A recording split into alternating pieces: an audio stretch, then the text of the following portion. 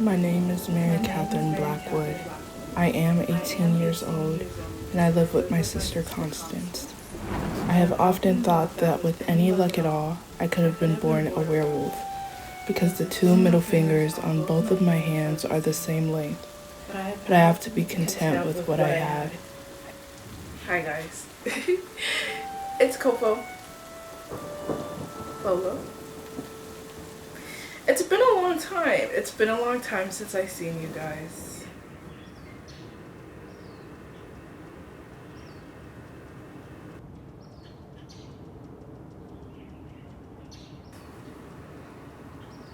Journal, knit, and watch movies.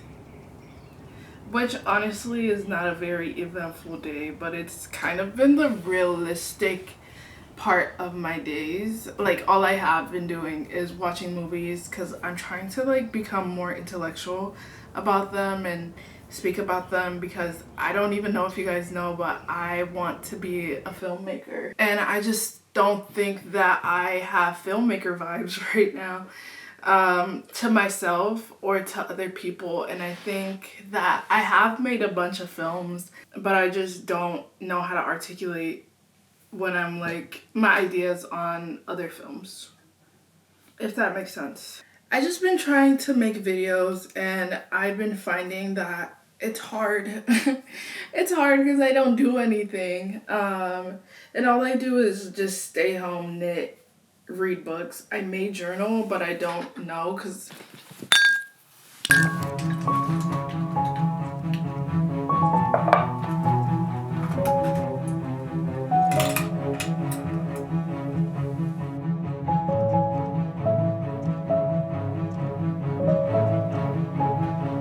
I guess while I do this, I'm just gonna talk about what drove me to want to journal this year. And if you haven't watched my other video, then you probably don't know, but I am going through a breakup right now. I thought that drawing and just journaling and forcing myself to have ideas about anything and everything, and just explore what my mind thinks about things would be a good idea, because I just feel like I have been one of those people who, and honestly I'm scared to admit this because I never want it weaponized against me, but I don't think there's enough of you guys, and I don't think, from like the vibe of everybody and everybody talking to me, you guys are super sweet and I honestly feel safe telling y'all this, but I have just been a person who has always really been in a relationship almost,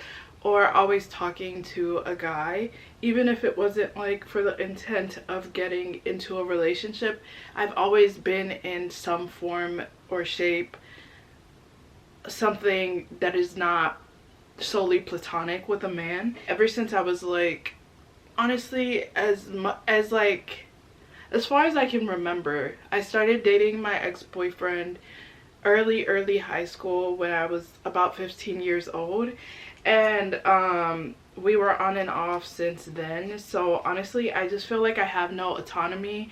I feel like I have no sense of self outside of that relationship. And it's not that like while I was in the relationship, all I was talking about was him, or the only person I was hanging out with was him, but it was just that you learn a lot more things about yourself, or you learn about yourself differently single than you do in a relationship, because you also learn about yourself in a relationship. But I just feel like I've never gotten to learn about myself as an individual before I learned about myself as a partner. Now I feel like this is the first time that I'm searching for myself, so it's really like intimate, and it's hard sometimes because I feel like putting in the work and just talking to yourself all the time and not talking to like because sometimes my best friends are busy. We all have like very busy different work schedules, so I just feel like just being alone and forcing myself to be by myself and with myself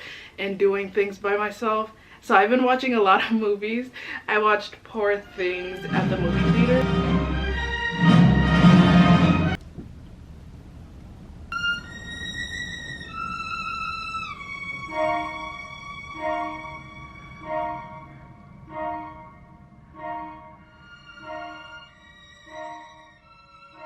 I didn't quite like it actually. I don't know if I lost that footage on my hard drive, but I didn't like it much. I felt like Poor Things was the idea of feminism in the mind of a man who thinks that freedom for a woman is purely based on sex, and that sexual freedom is everything, and that feminism is purely sexual freedom. Because while there were other forms, I guess, of feminism in the movie, I felt like it was kind of gross. And I know that a lot of people like it, and a lot of people are like, yes, this is womanhood, like this is beautiful, of like a child learning how to become a woman. But something about the movie felt like deeply perverse for me. And it wasn't that there was so many sex scenes, it was just that from birth she was boiled down to sex. And she did learn about herself. She did learn like what she didn't like doing, who she didn't like doing it with. But I just felt like it was just a movie about womanhood made by a man who just glorified sex as the most liberating thing that a woman can do is have sex. And maybe I'm just like, I just didn't get it. But I did like read on Letterboxd everyone's reviews and like different perspectives, and I still felt the same, where I just felt like nasty inside. I didn't even know when I went to watch it that a man had directed it, but at the end it just made sense to me. But I know a lot of women love it, and I know a lot of feminists like it, so I'm like, maybe it's not clicking for me. But I didn't like it. And the visuals were beautiful though. This movie is like everything that I could dream of in terms of visual.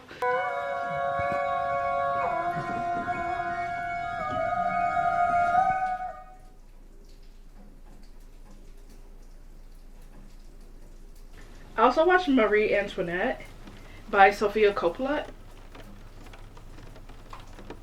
You can't tell, but it's raining.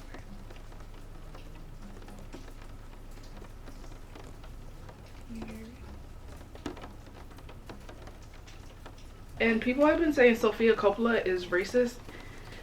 I don't know. I've been trying to like dig and watch more movies to determine if like how I feel about her.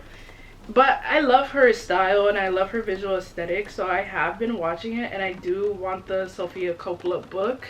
However, it would be really sad if she is racist. Like, I don't know, but I really love her style.